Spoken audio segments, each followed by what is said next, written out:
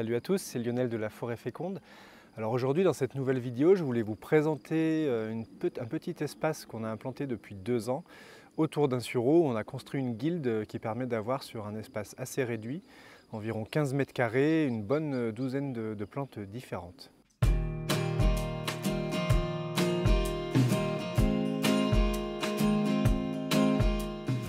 voulais donc vous présenter une guilde autour d'un sureau. Ici, on a un sureau qui fait environ 4 mètres à peu près de hauteur, qui était déjà là, et ça fait 2 ans qu'on a implanté un certain nombre de choses à son pied. On est sur une zone qui fait environ 15 mètres carrés, 3 mètres par 5 mètres. Donc l'idée, c'est de vous montrer que sur une zone même petite, on peut avoir quand même une variété de plantes assez importante. On peut construire des guildes assez intéressantes, avoir des choses mellifères, des choses condimentaires, etc. Et avoir une variété de plantes assez nombreuse. Donc sur cette zone de 15 mètres carrés, on a environ 12-13 plantes différentes que je vais vous présenter. Donc ici, bon déjà le sureau, évidemment, le sureau qui fait des fleurs comestibles qu'on peut utiliser pour faire par exemple une boisson pétillante. On peut faire des beignets avec les fleurs de sureau par exemple. L'arbre il est très mellifère, donc il va attirer énormément d'insectes. Donc déjà cet arbre qui est central ici, qui joue le rôle un peu de canopée, va déjà avoir pas mal d'intérêt. Côté sud ici, plein sud, on a mis une ronce sans épines ici. Donc voilà la ronce qui est plutôt une plante de lisière de forêt en général. Donc là elle se plaît plutôt bien à cet endroit là. L'idée ça va être ici d'emmener tous les drageons comme celui-ci là. Donc tous ces drageons plutôt les emmener dans cette zone. Donc l'idée c'est qu'ici la ronce va coloniser un peu tout cet espace. Voilà, tout un espace où on pourra accueillir pas mal de murs. Ensuite, toujours côté sud ici, devant le sureau, on a un goji rouge, le goji classique, donc qui va faire à terme, qui va monter à 1,50 m à peu près. Donc il va un petit peu occuper cet espace devant le sureau ici. Et ensuite on a apporté dans cet endroit-là un certain nombre de plantes à la fois condimentaires et à la fois qui auront un intérêt différent. Donc là vous voyez par exemple c'est la ciboulette rose. Donc ciboulette rose de la famille des Aliacées, donc du poireau, de l'ail, etc. Donc ces plantes-là, elles ont globalement un intérêt qui est assez répulsif. Elles ont ce côté répulsif au niveau des insectes, répulsif ou en tout cas elles vont les désorienter. Donc l'intérêt c'est que les insectes qui peuvent parfois faire un peu de mal à nos cultures, à nos plantes condimentaires, ils vont être un petit peu désorientés par les plantes de la famille de l'ail. Ils auront un petit peu plus de mal à trouver les plantes que nous on voudrait garder pour nous. Voilà. Et donc évidemment, la ciboulette mellifère également, elle a un petit côté répulsif pour les taupes aussi, à savoir, ce qui peut être intéressant. Ici devant, de la même famille, un poireau perpétuel. Voilà, celui-là on l'a implanté l'année dernière. Donc pour le moment on va le laisser un peu bien s'installer, grandir, et puis on pourra commencer à récolter du poireau ici. On a quand même déjà des belles sections comme vous pouvez le voir. Intéressant. De la même manière, le poireau, famille des Aliacées, donc il aura ce côté un peu qui va désorienter les insectes et également un peu répulsif pour les taupes. Ensuite on peut voir ici une veste commune, donc ça c'est une plante sauvage qui s'est installée. Plante sauvage qu'on va laisser évidemment. L'idée c'est de trouver un équilibre entre les plantes qu'on apporte nous et puis les plantes sauvages qui poussent spontanément. Donc la veste commune typiquement on va clairement la laisser puisque c'est une plante qui fait partie de la famille des Fabacées, la famille des légumineuses dont je vous ai déjà parlé dans d'autres vidéos. Donc cette famille, vous savez, elle a un intérêt, c'est de fixer l'azote au niveau du sol par l'intermédiaire de ce qu'on appelle des nodosités sur ses racines. Voilà. Donc la veste commune, très intéressante au niveau du sol, de la structure du sol, etc. De l'apport d'azote. Donc là, typiquement, c'est une plante sauvage qui s'installe et qu'on va avec grand plaisir laisser ici. Si on continue, à côté, on va trouver une autre plante intéressante, c'est la consoude officinale, Symphytum officinal ici. Donc là, on en a on en a mis 3 qui font un peu le tour du sureau. Il y en a une deuxième là et une troisième dans le fond qu'on pourra voir tout à l'heure. Donc les consoudes officinales, les consoudes ont pas mal d'intérêt. Bon, déjà, c'est des plantes mellifères qui vont attirer pas mal d'auxiliaires au niveau du jardin. Elles sont très belles aussi, hein. Elles ont des fleurs assez jolies. Donc ces fleurs qui ont une forme qu'on appelle en cyme scorpioïde, voilà, qui rappelle un peu le scorpion.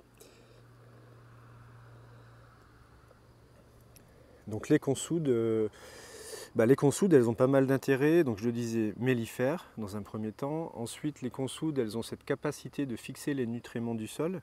Donc par rapport à d'autres plantes qui fixent l'azote, elles vont aussi aller chercher d'autres choses. Donc par exemple le phosphore ou le potassium.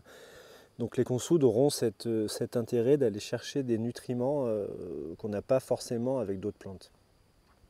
Entre parenthèses, les ciboulettes, poireaux sauvages, ces plantes de la famille des ailles ont aussi cette capacité d'aller chercher des nutriments autres que l'azote au niveau du sol. Donc voilà, des consoudes. Ensuite, qu'est-ce qu'on va retrouver ici? Une immortelle, Helichrysum, l'herbe à curry. Donc c'est une plante qui a déjà une forte odeur de curry. Donc de la même manière que la ciboulette, elle va potentiellement un petit peu désorienter les insectes et éviter que certains insectes aillent manger nos cultures. Donc voilà, elles vont avoir ce petit effet avec leur odeur très forte d'empêcher certains insectes de sentir les plantes que l'on veut consommer. Voilà. Elle va faire de belles fleurs jaunes aussi, très mellifères, voilà, très beau, ça apporte une odeur en plus qui est vraiment chouette au jardin. Donc là, je rappelle la deuxième consoude ici.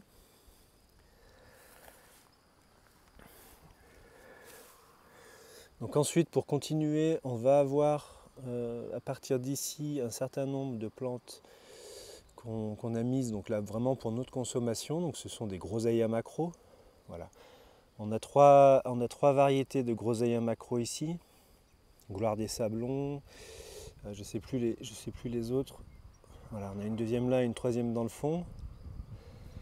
Donc groseilles à macro, pareil, hein, qui vont nous faire des jolis fruits comestibles, hein, très intéressants. L'idée d'avoir 3 variétés différentes, ça permet d'avoir des récoltes qui seront un petit peu échelonnées. Voilà, on n'aura pas forcément les fruits au même moment, d'autant plus qu'ils sont placés, celle-là est plutôt bien ensoleillée, celle-là sera à mi-ombre.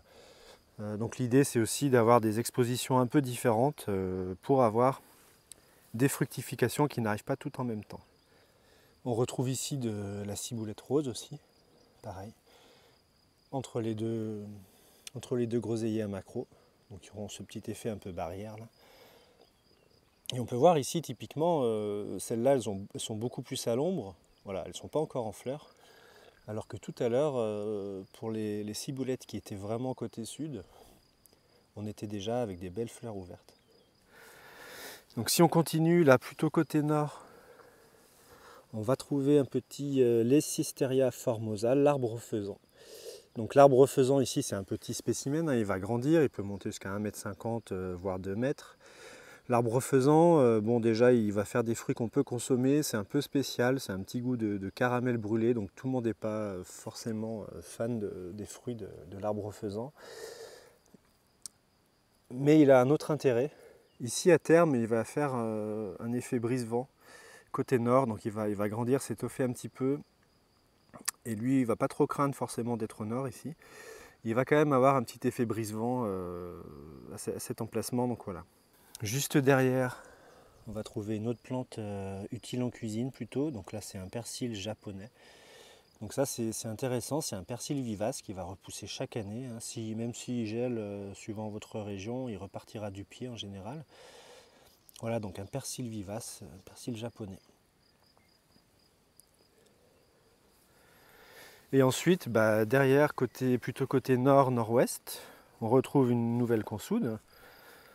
Voilà, donc les consoudes là, elles ont un peu quadrillé la zone. Hein, l'idée, c'est qu'elles apportent un peu tous leurs bienfaits dans différents endroits de cette petite zone. Voilà.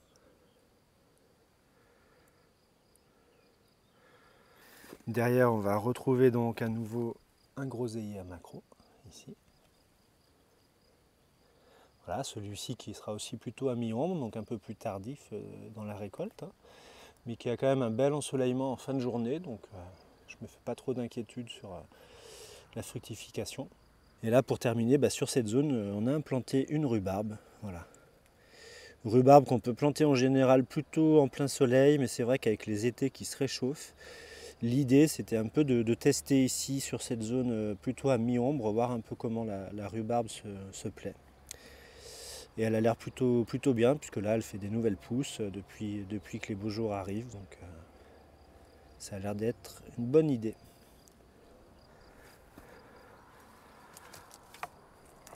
Voilà, j'espère que cette vidéo vous aura plu. L'idée c'est de vous montrer que sur un espace un peu réduit, hein, comme ici environ 15 mètres carrés comme je vous disais, sur un espace un peu réduit, on peut avoir une douzaine de plantes différentes, des plantes alimentaires, des plantes condimentaires. On peut avoir une production de petits fruits, de fleurs, etc. Donc c'est aussi l'idée du jardin forêt, hein, c'est de pouvoir planter densément, de densifier, de diversifier les espèces et les variétés qu'on plante.